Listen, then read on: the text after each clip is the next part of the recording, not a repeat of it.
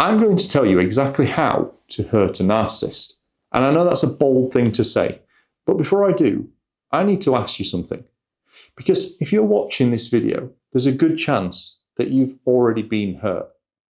Maybe you've been hurt badly, and somewhere deep down, you want them to feel even a fraction of what they put you through. Now, don't get me wrong, I understand that. That's a really natural thing to think. But stay with me until the end of this video, because what I'm going to tell you is probably not what you're firstly expecting. And it's going to change how you see the entire situation you're in. Here's what nobody talks about when it comes to narcissistic abuse. The pain isn't just from what they did to you. It's from the confusion. You love someone who seemed to love you back, and then something shifted. The warmth disappeared. You were devalued, maybe even discarded. And now you're left trying to make sense of how a person can do that to someone they claim to love. And part of you, the part that's watching this video, wants to know how to make them feel that as well. So most people think the way to hurt a narcissist is to call them out, to expose them, tell people the truth about what they did, argue back, send that long message, prove you're right. And here's what actually happens when you do that. They win.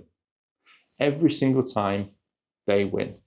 Because here's what they don't teach you about narcissists and how they actually operate. A narcissist runs on something called narcissistic supply. Think of it as like fuel. And here's the thing that you're missing. That fuel is your reaction. So any reaction you're giving, whether it be your anger, that's supply. Your tears, supply. Your begging, supply. Even your silence, if they can sense it's painful, can be supply. When you argue with them, when you try to expose them, when you send that message at 2 a.m., you are handing them exactly what they need to keep going. You are their power source. Now, here is where it starts to get a little bit more interesting, because there is something that actually gets under the narcissist's skin. There is something that destabilizes them.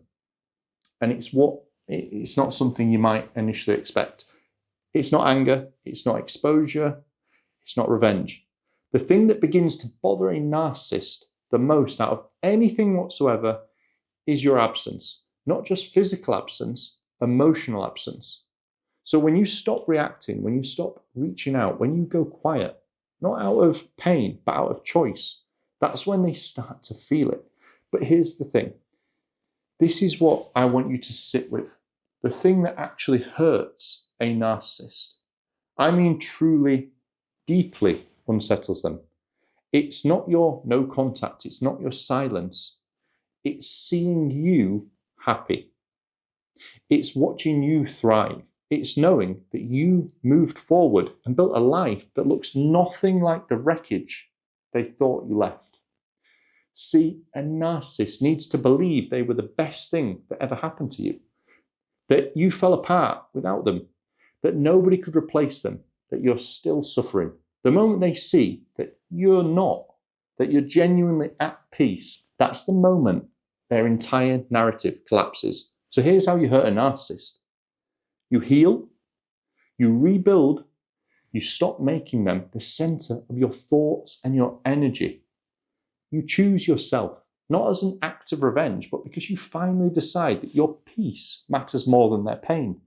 And paradoxically, that decision is the most devastating thing you could ever do to them, because they cannot handle being irrelevant to someone they thought that they broke. Your happiness is their nightmare.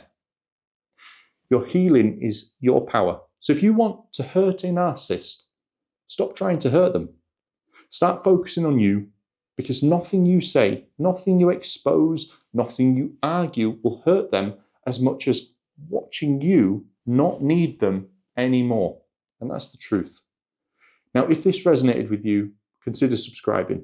There's a lot more where that came from. Until next time, take care.